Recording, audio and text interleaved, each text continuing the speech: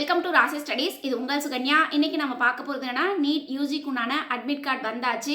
அதில் வந்து பர்டிகுலராக எக்ஸாம் ஹால் இன்ஸ்ட்ரக்ஷன்ஸ் என்னென்ன கொடுத்துருக்காங்க அப்படிங்கிறத டீட்டெயிலாக இந்த வீடியோவில் பார்க்க போகிறோம். இந்த வீடியோவை ஸ்கிப் பண்ணாமல் பாருங்க. அதுக்கு முன்னாடி என்னோட சேனல் பிடிச்சிருந்தா கண்டிப்பாக லைக் பண்ணி ஷேர் பண்ணுங்க. தெரியாதவங்க தெரிஞ்சுக்கிட்டும் சப்ஸ்கிரைப் பண்ணுங்க. பக்கத்தில் இருக்க பெல் ஐக்கான் பட்டனை கிளிக் பண்ணும்போது என்னோட நியூ நோட்டிஃபிகேஷன்ஸ் எல்லாமே உங்களோட மொபைல் ஈஸியாக வரும்.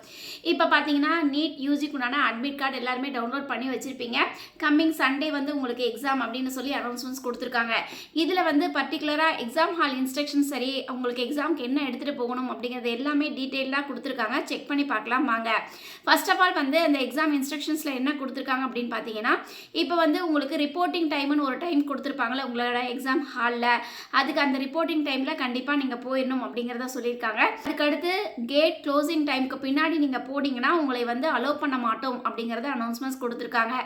அதுக்கு அடுத்த பாயிண்ட் என்ன அப்படின்னு பார்த்தீங்கன்னா, சப்போஸ் இப்போ வந்து நீங்கள் வந்து ஒரு எக்ஸாம் ஹால்குள்ளே எக்ஸாம் முடிக்கிறதுக்கு முன்னாடி நீங்கள் வெளியில் வரணும்னு ஆசைப்பட்டீங்கன்னா உங்களை அலோவ் பண்ண மாட்டோம் அப்படிங்கிறத சொல்லியிருக்காங்க. ஸோ எக்ஸாம் எல்லாம் முடித்த பிறகு இன்விஜிலேட்டர் வந்து ஓகே நீங்கள் வந்து போகலாம் அப்படின்னு சொல்ல மாட்டி தான் நீங்கள் வந்து எக்ஸாம் ஹாலை விட்டு வெளியில் வரணும் அப்படிங்கிறத சொல்லியிருக்காங்க. அதுக்கடுத்து உங்களோட அட்மிட் கார்டு வந்து ப்ராப்பராக டவுன்லோட் பண்ணிக்கோங்க. அதே மாதிரி ப்ராப்பரான காப்பி 3 காப்பி எடுத்துக்கோங்க. இதில் வந்து அங்கே இன்ஸ்ட்ரக்ஷன்ஸ் கொடுத்துருக்காங்க. இந்த இன்ஸ்ட்ரக்ஷன்ஸை ப்ராப்பராக படிச்சுக்கோங்க அப்படிங்கிறத சொல்லியிருக்காங்க. ஃபஸ்ட்டு வந்து உங்களுக்கு சென்டர் டீடைல்ஸ் வந்து கொடுத்துருப்பாங்க அந்த அட்மிட் கார்டில். அதுக்கடுத்து செல்ஃப் டிக்ளரேஷன் ஃபார்ம் கொடுத்துருப்பாங்க. அதில் வந்து ஃபில் பண்ணணும். செல்ஃப் டிக்ளரேஷன் ஃபார்மில் உங்களுக்கு என்ன ஃபில் பண்ணணும்னா, உங்களுக்கு வந்து பாஸ்போர்ட் சைஸ் ஃபோட்டோ. இந்த ஃபோட்டோ வந்து எப்படி இருக்கணும் அப்படின்னா, நீங்கள் நீட் யூஜி அப்ளிகேஷன்ஸ் போடும்போது எந்த ஃபோட்டோஸ் வந்து நீங்கள் அப்லோட் பண்ணிங்கன்னா அந்த ஃபோட்டோஸ் தான் நீங்கள் இங்கே வந்து பேஸ்ட் பண்ணுற மாதிரி இருக்கும். அதுக்கடுத்து லெஃப்ட் தம் இம்ப்ரெஷன்ஸ், அதுக்கடுத்து உங்களோட சிக்னேச்சர். அந்த சிக்னேச்சர் வந்து இன்விஜிலேட்டருக்கு முன்னாடி தான் நீங்கள் போடணும் அப்படிங்கிறது அனௌன்ஸ்மெண்ட்ஸ் கொடுத்துருக்காங்க. அதுக்கடுத்து செகண்ட் பேஜில் வந்து உங்களுக்கு போஸ்ட் கார்டு சைஸ் ஃபோட்டோ வந்து 6x4, அதுக்கு உண்டான ப்ராம்ப்ட் என்னங்கிறதையும் கீழே இன்ஸ்ட்ரக்ஷன்ஸ் கொடுத்துருக்காங்க. ஸோ அதன்படி உங்களுக்கு போஸ்ட் கார்டு சைஸ் ஃபோட்டோ வந்து ஒட்டணும் அப்படிங்கிறத சொல்லியிருக்காங்க. தேர்ட் பேஜ் வந்து இம்பார்ட்டன்ட் இன்ஸ்ட்ரக்ஷன்ஸ் கொடுத்துருக்காங்க. அதை கேர்ஃபுல்லாக ரீட் அவுட் பண்ணிக்கோங்க. 3 பேஜும் டவுன்லோட் பண்ணி தான் எக்ஸாம் ஹால்குள்ளே அட்மிட் கார்டு எடுத்துகிட்டு போகணும் அப்படிங்கிறத சொல்லியிருக்காங்க. அடுத்த பாயிண்ட் என்ன சொல்லியிருக்காங்க அப்படின்னா, நீங்கள் மே 4ஆம் தேதி எக்ஸாமுக்கு போவீங்க. ஆனால் அதுக்கு முன்னாடியே நீங்கள் சப்போஸ் அந்த எக்ஸாம் சென்டரை பார்க்கணும் அப்படின்னு ஆசைப்பட்டீங்கன்னா நீங்கள் போய் அந்த எக்ஸாம் சென்டரில் போய் பார்த்துட்டு என்னென்னலாம் வென்யூஸ் இருக்குது, டிரான்ஸ்போர்ட் எப்படி இருக்குது அப்படிங்கலாம் தெரிஞ்சுக்கிட்டு வந்துட்டிங்கன்னா நீங்கள் எக்ஸாம் ஹாலுக்கு நீங்கள் எக்ஸாம் எழுத போகும்பொழுது கொஞ்சம் ஹரிபரி இல்லாமல் ஈஸியாக ரீச் ஆகிறதுக்கு யூஸ்ஃபுல்லாக இருக்கும் அப்படிங்கிறத சொல்லியிருக்காங்க. ஸோ ப்ரீபோண்டாக நீங்கள் வந்து எக்ஸாம் ஹாலை விசிட் பண்ணிட்டு வரலாம் அப்படிங்கிறத சொல்லியிருக்காங்க. அதுக்கு அடுத்து வந்து உங்களுக்கு கண்டிப்பாக நீங்கள் எக்ஸாம் ஹால்குள்ளே போகும்போது உங்களோட அட்மிட் கார்டு இல்லைனாவோ, இல்லைனா வேலிட் ஐடி ப்ரூஃப், அதாவது உங்களோட ஆதார் கார்டோ இல்லைனா ஒரிஜினல் ஐடி ப்ரூஃப் இல்லைனாலோ உங்களை அலோவ் பண்ண மாட்டோம் அப்படிங்கிறத சொல்லியிருக்காங்க. அதுக்கடுத்து ப்ராப்பராக உங்களை செக் பண்ணிட்டு தான் அலோவ் பண்ணுவோம் அப்படிங்கிறத சொல்லியிருக்காங்க. ஸோ எக்ஸாம் ஹால்குள்ளே நீங்கள் போகும்பொழுது சப்போஸ் வந்து இந்த முஸ்லீம்ஸ்லாம் படுதா அந்த மாதிரி ஏதாச்சும் நீங்கள் போட்டிருந்தீங்க அப்படின்னா நீங்கள் அட்லீஸ்ட் ஒரு 1/2 hourக்கு முன்னாடியே, அதாவது ரிப்போர்ட்டிங் டைமுக்கு முன்னாடி ஒரு 1/2 hourக்கு முன்னாடியே போயிட்டிங்கன்னா அங்கே செக் பண்ணுறதுக்கு யூஸ்ஃபுல்லாக இருக்கும் அப்படிங்கிறத சொல்லியிருக்காங்க. அதுக்கு அடுத்து வந்து நீங்கள் என்னென்னலாம் எடுத்துகிட்டு போகலாம் அப்படின்னா, உங்களுக்கு வந்து டிரான்ஸ்பரண்ட் வாட்டர் பாட்டில் நீங்கள் எடுத்துகிட்டு போகலாம். அதுக்கு அடுத்து வந்து அடிஷ்னல் ஃபோட்டோகிராஃப் நீங்கள் அங்கே அட்டண்டன்ஸ் ஷீட்டில் வந்து ஒட்டணும். அப்படிங்கும்போது அடிஷ்னல் ஃபோட்டோ காப்பி நீங்கள் ஒன்று எடுத்துகிட்டு போகலாம். ஸோ அப்போ உங்களுக்கு எத்தனை ஃபோட்டோ காப்பி வேணுங்கிறத நோட்டீஸ் பண்ணிங்க. அட்மிட் கார்டில் ஒன்று ஒட்டுறதுக்கு, அதுக்கடுத்து போஸ்ட் கார்டு சைஸ் ஃபோட்டோ ஒன்று, அதுக்கடுத்து அட்டண்டன்ஸ் ஷீட்டில் ஒன்று ஒட்டுறதுக்கு உங்களுக்கு எக்ஸ்ட்ராவாக ஒரு ஃபோட்டோ வந்து வேணும். ஸோ ஒரு 2 ஃபோட்டோஸ் எக்ஸ்ட்ராவாக எடுத்துகிட்டு போகிறதுல தப்பு இல்லை, சரிங்களா? அதுக்கு அடுத்து வந்து உங்களுக்கு என்ன சொல்லியிருக்காங்க அப்படின்னு பார்த்தீங்கன்னா, உங்களுக்கு ப்ராப்பராக நீங்கள் வந்து அந்த அட்மிட் கார்டு எல்லாமே நீங்கள் வந்து ஃபில் பண்ணி தான் எடுத்துகிட்டு போகணும் அப்படிங்கிறத சொல்லியிருக்காங்க. அதுக்கடுத்து பிடபிள்யூடி கேண்டிடேட்ஸ் யாராச்சும் இருக்கீங்க அப்படிங்கிற பட்சத்தில் அதுக்குண்டான சர்டிஃபிகேட்ஸும் நீங்கள் எடுத்துகிட்டு போகணும் அப்படிங்கிறத சொல்லியிருக்காங்க.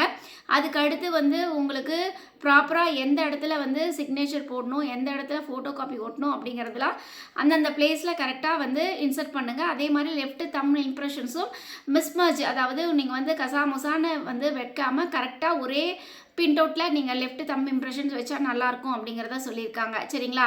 ஸோ மஸ்ட்டு நீங்கள் என்னென்ன எடுத்துகிட்டு போகலாம் அப்படின்னா, உங்களோட வாட்டர் பாட்டில், அதுக்கடுத்து வந்து ஒரு பென்னு, டிரான்ஸ்பரண்ட் பென்னு, அதுக்கடுத்து வந்து உங்களோட அட்மிட் கார்டு, அதுக்கடுத்து உங்களோட ஆதார் கார்டு, அதாவது ஒரிஜினல் ஐடி ப்ரூஃபு இதெல்லாமே எடுத்துகிட்டு போகலாம். பிடபிள்யூடி கேண்டிடேட்ஸ் ஆனால் அதுக்குண்டான சர்டிஃபிகேட்ஸ் எடுத்துகிட்டு போகலாம் அப்படிங்கிறத சொல்லியிருக்காங்க. சரிங்களா? அதுக்கு அடுத்த பாயிண்ட் என்னென்னலாம் எடுத்துகிட்டு போகக்கூடாதுங்கிறத சொல்லியிருக்காங்க. அது என்ன அப்படின்னு பார்த்தீங்கன்னா, உங்களுக்கு எலக்ட்ரானிக் டிவைஸ், அதாவது மொபைல் ஃபோனு, உங்களுக்கு வந்து வேறு ப்ரொஹிபிட்டட் ஐட்டம்ஸ் இதெல்லாம் எதுவுமே எடுத்துகிட்டு போகக்கூடாது. அதுக்கு அடுத்து வந்து உங்களுக்கு வந்து அங்கே வந்து ஒரு பேப்பர் கொடுப்பாங்க. பட் வந்து அது புக்லெட்டாக இருக்கும். எம்டி ஷீட்ஸ்லாம் எதுவும் தனித்தனியாக கொடுக்க மாட்டாங்க. அந்த புக்லெட்லேயே நீங்கள் ரஃப் காப்பீஸ் எழுதணும், ஏதாச்சும் ஒர்க் அவுட் பண்ணி பார்க்கணும் அப்படின்னா நீங்கள் அந்த புக்லெட்டில் நீங்கள் எழுதிக்கலாம். அது வந்தால் திரும்பி ரிட்டர்ன் வந்து எடுத்துகிட்டு வந்துடலாம். பட் உங்களோட அட்மிட் கார்டு, உங்களோட OMR ஷீட்ஸ் எல்லாமே அங்கேயே கொடுத்துட்டு வர மாதிரி இருக்கும் அப்படிங்கிறத சொல்லியிருக்காங்க. அதுக்கடுத்து அங்கே வந்து பர்டிகுலராக CCTV கேமரா இருக்கும். அதனால் எந்த ஒரு இல்லீகல் ஆக்டிவிட்டீஸும் நீங்கள் பண்ணக்கூடாது. சப்போஸ் அப்படி பண்ணீங்க அப்படின்னா உங்களை எக்ஸாம் எழுத விட மாட்டோம் அப்படிங்கிறத சொல்லியிருக்காங்க.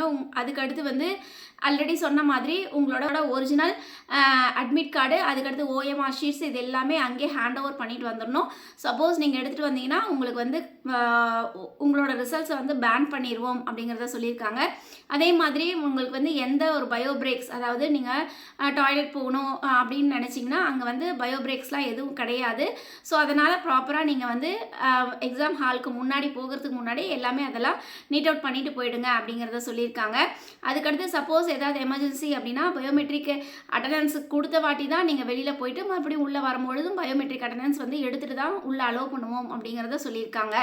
அதுக்கு அடுத்த பாயிண்ட் என்ன அப்படின்னு பார்த்தீங்கன்னா, சப்போஸ் நீங்கள் எந்த ஒரு இல்லீகல் ஆக்டிவிட்டீஸும் நீங்கள் பண்ணீங்க, அதாவது நீங்கள் வந்து ப்ராப்பராக எக்ஸாம் எழுதாமல் வெளியில் வரீங்க, இல்லை வந்து மிஸ்பிஹேவ் பண்ணுறீங்க, இல்லை ஏதாச்சும் ஒரு இல்லீகல் அங்கே வந்து தெரிகிற மாதிரி இருந்தது அப்படின்னா உங்களோட ரிசல்ட்ஸை வந்து பேன் பண்ணிடுவோம், நீங்கள் எக்ஸாமும் எழுத முடியாது அப்படிங்கிறத ஸ்ட்ரிக்டாக சொல்லியிருக்காங்க. சரிங்களா? ஸோ இந்த மாதிரி எக்ஸாம் ஹால் இன்ஸ்ட்ரக்ஷன்ஸ் கொடுத்துருக்காங்க. அதே மாதிரி உங்களுக்கு வந்து எக்ஸாமுக்கு ஹாலுக்கு என்னென்னலாம் எடுத்துகிட்டு போகணும் அப்படிங்கிறது எல்லா இன்ஸ்ட்ரக்ஷன்ஸ் கொடுத்துருக்காங்க.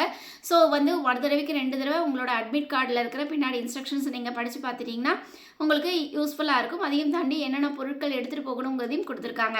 ஓகே ஃப்ரெண்ட்ஸ், இந்த மாதிரி நிறைய அப்டேஷன்ஸ் நம்மளோட சேனலில் நம்ம அப்டேஷன்ஸ் கொடுத்துக்கிட்டே இருக்கும். கண்டிப்பாக லைக் பண்ணுங்கள், ஷேர் பண்ணுங்கள், தெரியாதவங்க தெரிஞ்சுக்கிட்டும் சப்ஸ்கிரைப் பண்ணுங்கள். பக்கத்தில் இருக்க பெல் ஐகான் பட்டனை கிளிக் பண்ணும்போது என்னோட நோட்டிஃபிகேஷன்ஸ் எல்லாமே உங்களோட மொபைலுக்கு ஈஸியாக வரும். தேங்க்யூ ஃபார் வாட்சிங். பபாய்.